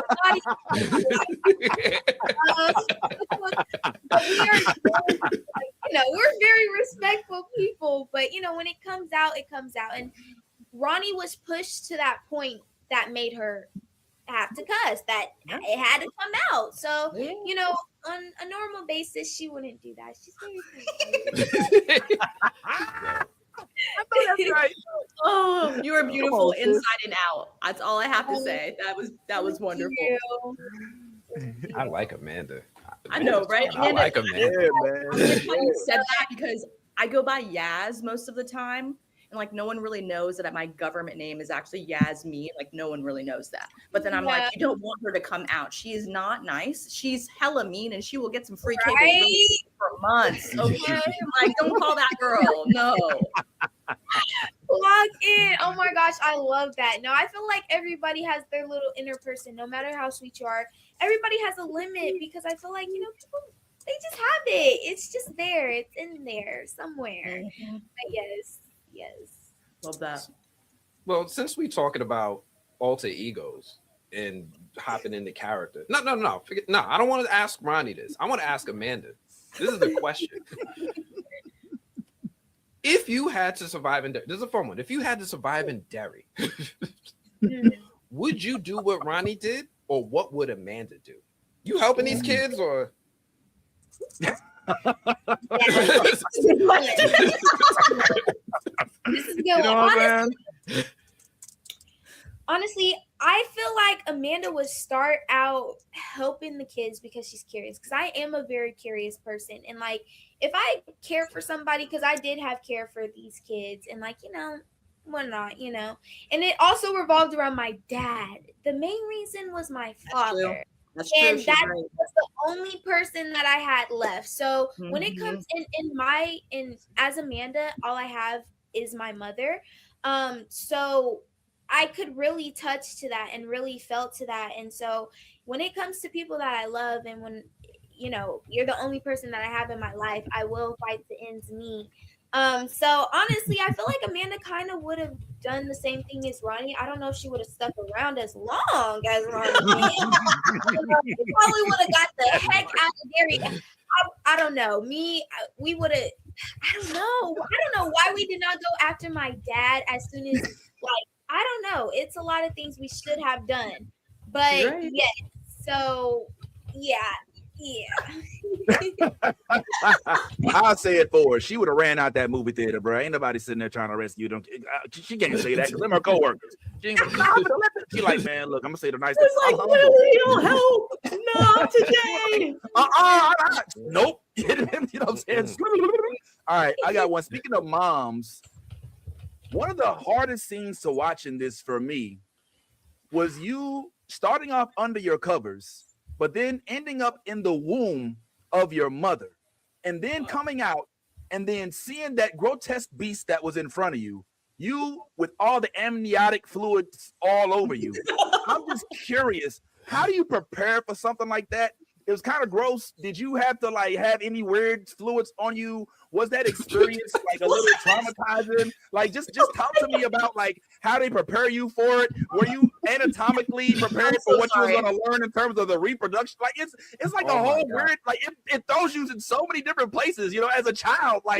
It really does. It really does. And with this being my first horror project or anything, and that was my everybody had their little scare scene and whatnot, but it was just after the actors and writer strike, so I was the first kid to come back, so I had a whole week to film, but it was also during finals and during Thanksgiving time, so it was so much going on within my brain and stress and just everything, and just preparing for that scene, I had to go through water training and breathing training. So before we flew back out to Toronto, here in LA, we actually went to a pool and did some breathing training and some swim training and practicing moving, because when you move, you lose oxygen and everything. So I had to be able to do that and be able to scream and do stuff and hold my breath underwater. Then when we got to Toronto, I continued that breathing training, training and everything. And then they had this goo. It was cold. It was gooey.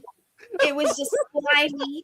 I don't even know how to explain it, but I wanted it off of me, and I had it on me for a week straight, 9 to 5. 9 to 5. And I'm just like, oh my goodness.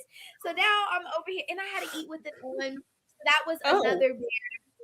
It was, I had to eat with the slime on. I think I have a photo or a video with a piece of rice because I was eating. No, terrible. So I'm just gosh. Okay, that was that. But it was also so fun to experience because there were so many stunts and things. It was tiring. But it was really cool because the VFX and not the VFX because that, but the FSX and everything, seeing it in person and just the umbilical cord and the slime, and it gave me so much to work off of. And also my mom, who played in the scene too, Miss Tamika, she gave me so much to work off of. My father, my grandmother, Miss BJ, and my dad, Stefan, they gave me so much to work off of. And just, being in the space with the crew that I was in, and Mr. Andy and Miss Barbara and Mr. Ben, which was my acting coach, making it such a comfortable environment. I was able to go to vulnerable places and be vulnerable and go to the places that I need to go to. And I was going through so much stress that everything, like, I don't even know. I was surprised by some of the things I did. I was like, oh my gosh, like, I thought they sped up the crawling scene. They didn't even speed that up. I was like, oh my gosh, like, I didn't even remember doing that. So just being able, like, I felt free is what I'm trying to say. Is it was just amazing. It was amazing. Sounds gross. Yeah. Right. Anyway, but yeah, I'm glad you survived that process. Yazzie. Oh my gosh. So you have a phobia of being in small and tight spaces, right, Amanda? Yes, and So- also little holes too. Okay. So how is that with translating to having to be in the tunnels with trying to find Pennywise and hunting Pennywise? Yes. Okay, honestly, the tunnels wasn't as bad as I thought it was going to be. For Okay. one, because the tunnels were huge. The set was humongous, but they were able to like break apart like some of the like areas so we could be able to walk out and do. And it was very breathable, and it was not, even though it looks tiny, it was way bigger than like what you guys like. The tunnels were huge, and that set was so cool and incredible to be in. But yeah, it was definitely scary and eerie too. I was ready to get out of there and just like being in the nasty gray water and just everything. I was like, oh my goodness, I cannot do this. But it was fun to experience. Well, that's good. I'm glad at least, like, you know, with your phobia, you didn't have to, because I'm not gonna lie, after I read that, I was like, oh man, the tunnels, they seemed really tight knit, and oh man, like I would have been freaking out. No wonder we didn't see a lot of you like during that. I would have been like, get me out of here! Like, no. Help me! Like, yeah, I wouldn't. No, it would have been bad. Yes. And it's on you. Okay. Yeah. Well, real quick, because I want to be respectful of your time. I know you got to run soon. Yeah, we do. I don't know if your parents are nearby, but I just want to say this loud enough so that they can hear it.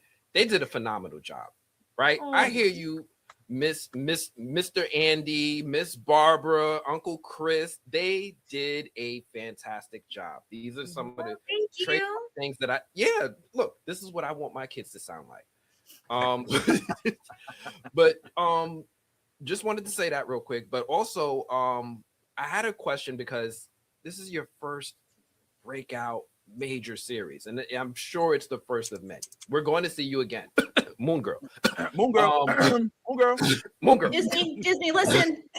Marvel. DC. Mover. What did you learn from this experience that you're going to be like, you know what? I think I'm going to use that in my next role. Like, what did you pick up in this experience that you're going to carry with you and is going to be a part of Amanda Christine moving forward? Yes, that's such a good question. Honestly, I took so many things with me from this experience because this was an experience like no other. And like I said, they gave us so much creativity and so much freedom on the set. But for one, I will say just being able to like put myself within the character's shoes and fully allow myself to be that character and allow myself to play on my playground, because when I'm acting, I call it my playground, and I just allow myself to do whatever feels free and, you know, feels creativity to me. And, you know, just being able to have that freedom on this set and that, you know, being able to start shape my character and build her arc and build her, you know, character storyline and everything in my own way.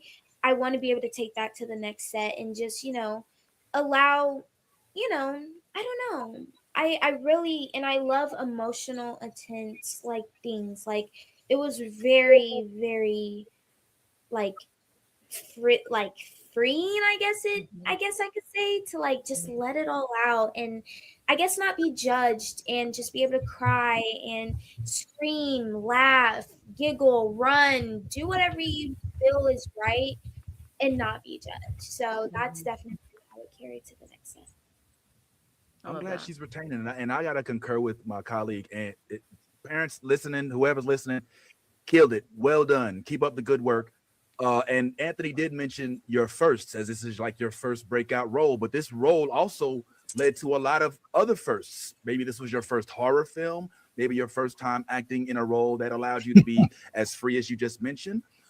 We also may have saw what could have been a first kiss. I don't know what happened with you and William, but talk to me about the scene that Ronnie shared with William and the preparation that went in with that. Because I mean, sometimes I've seen documentaries on young adults that have to grow up on set, and it may be a little awkward. Tell us about your experience, and I mean, how it turned out. It's like, how was the kiss? We're getting personal now, Amanda. Sorry. It's hard enough as a young person to kiss anybody, and to do it around a bunch of cameras and adults and stuff. I'm just saying, like, it could be like, Yeah, it was. It was a little nerve-wracking, a little awkward, but like I said, just Mr. Andy and Miss Barbara, and also our acting coach, Mr. Ben, he made the environment so, comfortable. And we also had like a physical like person that like kind of helped us and whatnot, to be able to, act it out. We didn't like, kiss until the day. That was a decision that me and Blake both made. Because we did also build our dynamic as friends, over time, because we would go out as castmates after, we were filming on set, we would hang out and so it wasn't like, too awkward to the point where after the kiss, we couldn't talk to each other and just be kids again. It was just like, okay, it was acting, because there are things that you have to do. And again, it didn't mean anything. That wasn't my first kiss, but I don't know if it was for him. But yeah, so it was definitely cool to, experience. And I'm grateful that everybody, listened to me and Blake and made it comfortable for us, because that's what they wanted, was for us to be comfortable. And we also asked, if you guys care, but we asked for like it to be like a private set when we did it. So no screenings were on besides Mr. Andy's monitor, and only I think Mr. Andy and Mr. Ben could see it, and no parents were able to see it. Nobody, no crew or anything was able to see it. So that was just like a personal decision that we both made. And yeah, so it was really cool. Love that. I'm glad they made it comfortable. Love it. That's important. Well, thank you so much. Thank you so very, very much. You've given us so much of your time. I really appreciate it. I wanted to ask one last thing. One last thing. We're gonna let you out the door. Vince usually does this. We do these things called our bumpers, and what we like to do is sometimes ask if somebody could kind of shout out our platform into the camera. I'm the movie blog, but as a collective, we're the New Blurred Order. And if you could just give us a little quick, I love the New Blurred Order or something to that effect, that would be great. Of course, yes. It's all yours. Anything you want. Okay. Hi guys, it's Amanda Christine here, and I love the New Blurred Order. You guys should watch it. Yeah. Good. All right. So that was that. You know what I'm saying? I mean, it was cool. I mean, I know, I get it. I have my moments. but yeah, like I said, I was authentically me, man. It's so funny when I watch myself, I cringe at myself. I be like, what are you like? Don't do that. Don't say it. Fuck. I said it. And it was like, but I don't give a fuck. I added some shit that may have been a little awkward, but I think that it was revealing.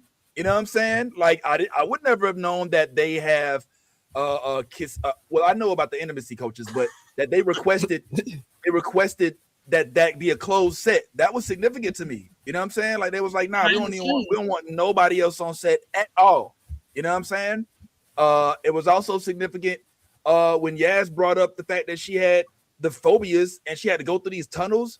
You know what I'm saying? Like, she's like, yeah, I just kind of got to push through. And then, I mean, you might trip at the fact that I asked her about being in a womb, but she told her I never knew none. She had to have breathing.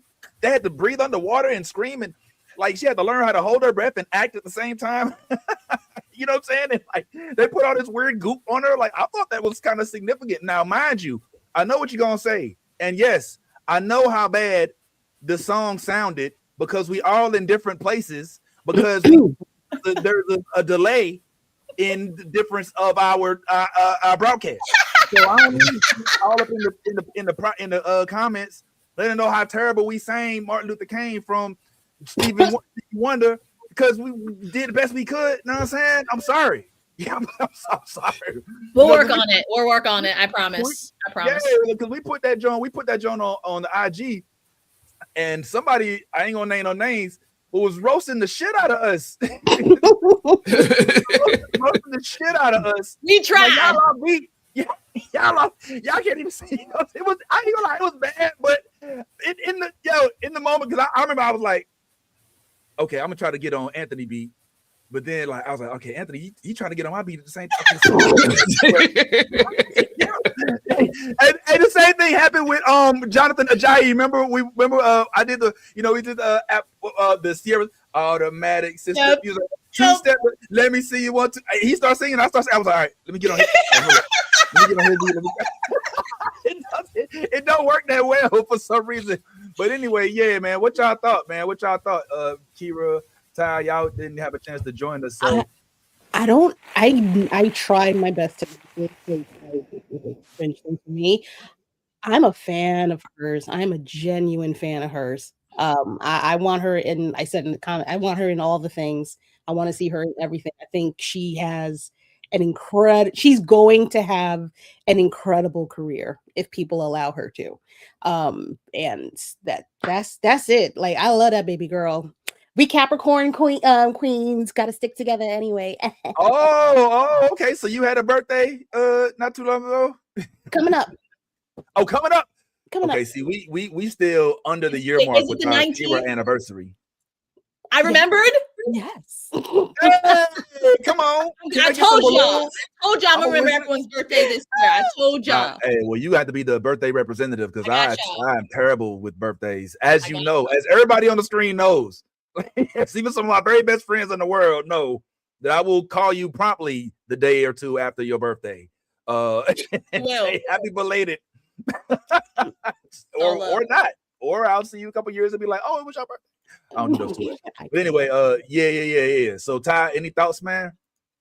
I mean, I said it in our private chat. Black girl magic, man. Like, I mean, shout out to the single moms out there that, you know, have to work double overtime to create these amazing children. But you are out there, and we notice you, and we recognize you.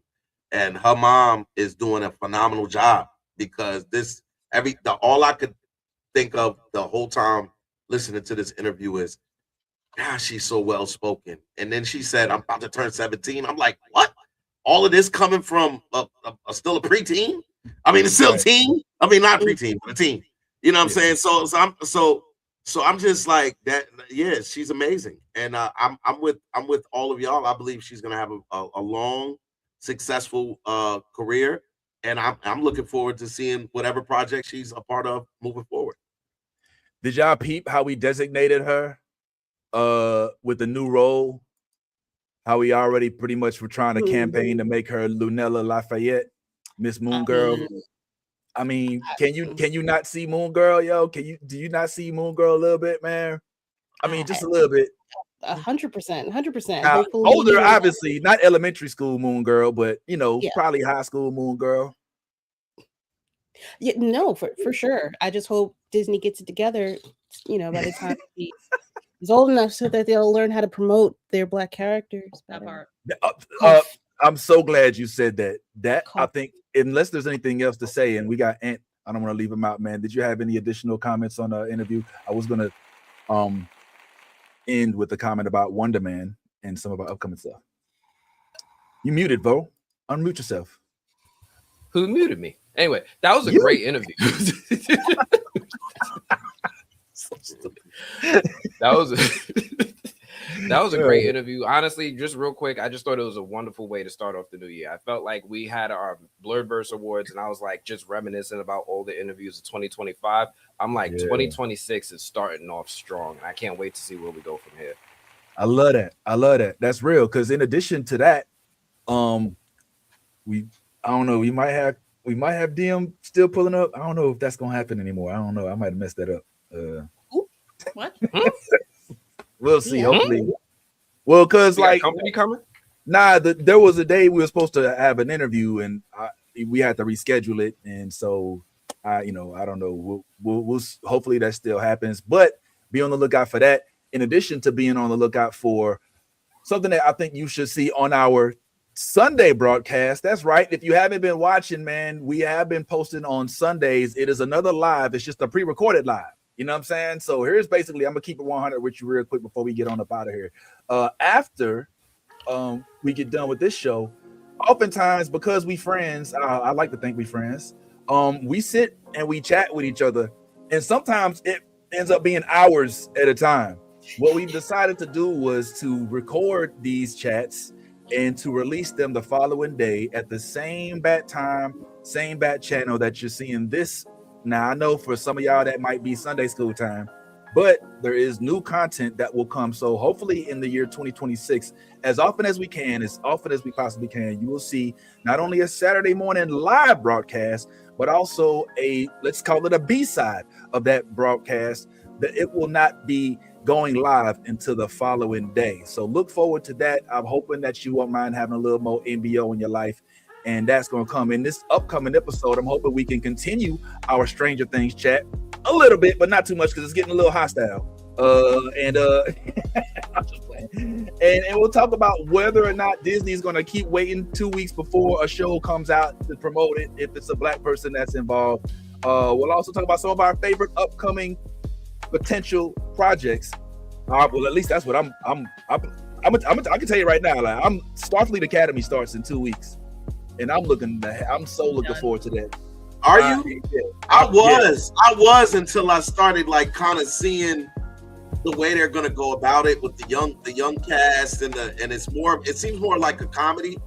Like it seems more like a comedy. It definitely doesn't. Yeah, I don't know if you've seen the new trailers, and I think if you've seen the new trailers, then you'll understand why I'm not as excited as I was. Is it like a Scooby-Doo type feeling? No, it's given CWS. It's giving you CWS. Oh, wow. It is. It's absolutely giving CWS. Okay, well, listen, let's chat on it on the B side. Right. If you want to hear more of this conversation, because we about to get into this part, we might even show small permissible YouTube, clips from the upcoming Starfleet Academy, in addition to some other stuff that I'm positive we're going to be looking forward to. Is anything that comes on the top of your head real quick that you're looking forward to this coming year? Doomsday comes out this year. Season 3 of JJK, Mandalorian and Grogu. What else comes out? Supergirl, Spider-Man, The Boys. An Avatar series comes out. Yes. Oh yeah. There's another Avatar series. Live action. What you call it? We were just talking about it. Shrink. The Legend of Shrinking. Shrinking comes out. Yes, Shrinking comes out. Hey, yo, if y'all haven't been on it, watch Shrinking. It's on Apple TV. It's amazing mental health show. You're welcome. New season drops at the end of this month, so check it out. Yeah. Oh, Bridgerton. Mortal Kombat 2. Bridgerton does come back at the end of the month. Yay! All right, these are things we watch. There's also games that we play, and there's also books I'm sure that we read. It's 2026. We're supposed to get new dragons, new House of Dragon shit, right? It's coming House soon. of the Dragon. Okay. Rings of Power. The power. Oh. So the moral of the story is tune in. We're gonna go ahead and start talking about this right now. As always, even though it's the first day of the year, first show of the year, we gonna go ahead and say be your authentic self. Because guess what? If you ain't being yourself, that's supposed to be a solo shot. I messed that up. I'm supposed to do like this. It's supposed to go like this, and then when I come. Yeah, see, it's supposed to be like that. Be your authentic self. If you ain't being yourself, you being fake. And in all things, if you a geek, dang, I wish I had the Amanda Christine joint queued up for her so she could say, "Oh, let that geek flag." But I don't. So you're gonna get something you saw before. Also, you know what else is coming out this year? If I'm not mistaken, season what of From, Anthony? Oh, season 4 of Four. From is coming back. Season You know I'm 4 going in. From is coming I back. can't wait. So I can't wait. The whole When From is it coming ready. out? Yeah, when is it coming? I can't answer those questions yet. What the fuck? well, I tell you what, let's talk about it on the other side. But since we landed on From, let that geek flag fly. We'll see y'all tomorrow. Same bad time. Listen up. New Blurred. Hold on. Can I do it again? Hey, check out New Blurred Order. They're a whole vibe. It's the newest thing on the. Sorry, let me try that again. I'm so sorry. Hey, shout out to New Blurred Order. They're a whole vibe. The funniest people, the friendliest people, and also the nerdiest people you ever see. And they're black. Check them out.